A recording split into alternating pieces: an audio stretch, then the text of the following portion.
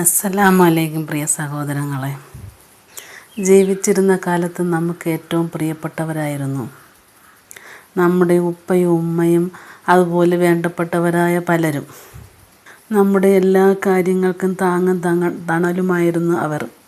നമ്മൾ എത്രയൊക്കെ വലുതായാലും നമ്മുടെ മാതാപിതാക്കൾ നമ്മളെ എന്ത് സ്നേഹത്തോടെയാണെന്നോ നോക്കുന്നത്.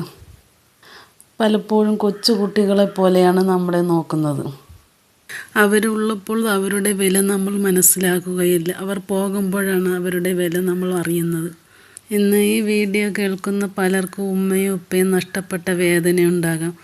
ഉപ്പയെ ഓർക്കുമ്പോൾ കണ്ണ് നിറയുന്ന നിമിഷങ്ങളുണ്ടാകാം. ഉമ്മയും നഷ്ടപ്പെട്ട വേദനയുണ്ടാകാം. ഒരിക്കലും നമ്മളെ കാത്തിരുന്ന 2 ഹൃദയങ്ങൾ ഇന്ന് ഖബറിലാണ് റബ്ബേ.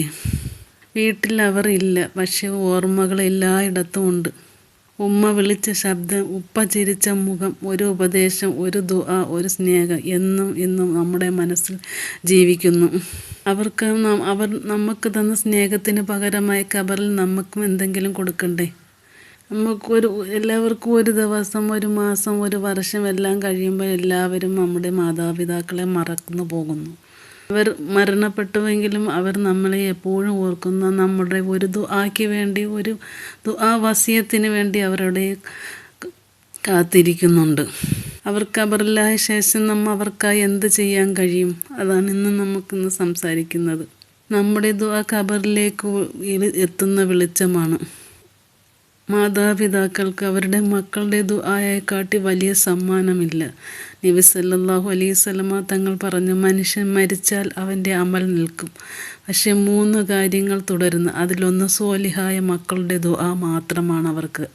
നമ്മൾക്ക് ഒരുപാട് പേർക്ക് ഉപ്പയും ഉമ്മയും നഷ്ടപ്പെട്ടവരാണ്. അവർക്കായി നമുക്ക് കരഞ്ഞുകൊണ്ട് ദുആ ചെയ്യാം.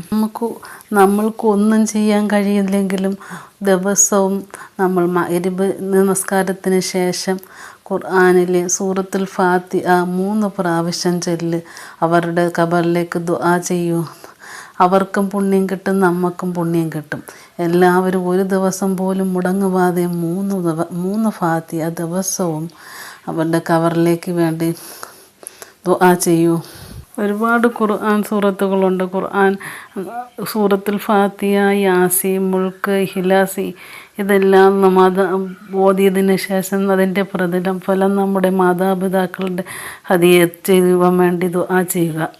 നമ്മൾ ഓതുന്ന ഓരോ അക്ഷരത്തിനും പ്രതിഫലമുണ്ട്. ഒരു ദിവസം പോലും ഉപ്പയും ഉമ്മയും മറക്കാതെ അവർക്കായി ഖുർആൻ ഓതാം. അതെച്ചാൽ അവർക്ക് ഖബറിൽ 100 കൂടുതൽ കിട്ടും. അതുപോലെ അവർ ജീവിച്ചിരുന്ന കാലത്ത് നമ്മളെ പഠിപ്പിച്ച നല്ല കാര്യങ്ങൾ പിന്തുടരുക.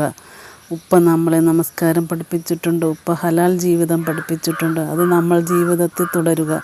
കാരണം അവരാണ് പഠിപ്പിച്ചത്. നമ്മൾ ചെയ്യുന്ന ഓരോ നന്മയ്ക്കും അവർക്കും പ്രതിഫലം ലഭിക്കും. ബന്ധങ്ങൾ നിലനിർത്തുക. മാതാപിതാക്കൾ ജീവിച്ചിരുന്നപ്പോൾ അവർ ബന്ധം സൂക്ഷിച്ച ആളുകളെ നമ്മളും മാനിക്കണം.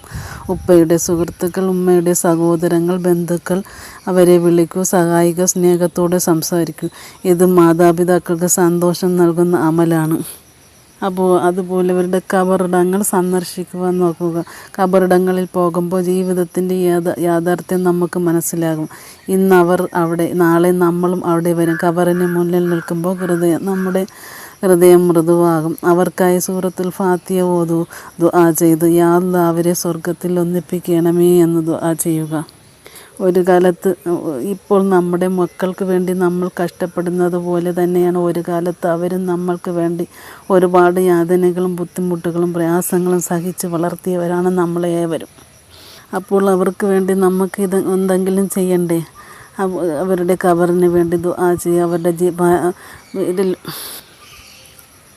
പാപങ്ങൾ മാപ്പാക്കുവാനും അവരുടെ തെറ്റുകൾ പൊറുക്കുവാനും അള്ളാഹുവിന് വേണ്ടി ദുആ ചെയ്യൂ. ഈ കേൾക്കുന്ന സഹോദരങ്ങൾ ആരുടെയൊക്കെ ഉപ്പയും ഉമ്മയും ഈ ലോകത്തോട് വിട പറഞ്ഞിട്ടുണ്ട്. എനിക്ക് നഷ്ടമായിട്ടുണ്ട് എൻ്റെ ഉപ്പ. അതിൻ്റെ വേദന ഞാനും അറിയും. യാ അല്ലാഹ് നമ്മുടെ ഉപ്പയെയും ഉമ്മയും പുറത്ത് തരണമേ. അവരുടെ ഖബറിൽ നീ വിശാലമാക്കണമേ. ഖബറിലെ ശിക്ഷയിൽ നിന്ന് രക്ഷിക്കണമേ. സ്വർഗത്തിൽ ഉയർന്ന സ്ഥാനം നൽകണമേ. നമ്മളെയും അവരെയും ജന്നാത്തിൽ ഒരുമിപ്പിക്കണമേ. ആമീൻ റഹ്മത്തിക യാ അർഹമർ റഹീമീൻ. ദിവസവും ഒരു ഫാത്തിഹയെങ്കിലും ഓതി അവർക്ക് വേണ്ടി ദുആ ചെയ്യാൻ മറക്കരുത് ഇൻഷാ അല്ലാഹ്. നമ്മുടെ ദുആയിൽ അവർ ജീവിക്കണം.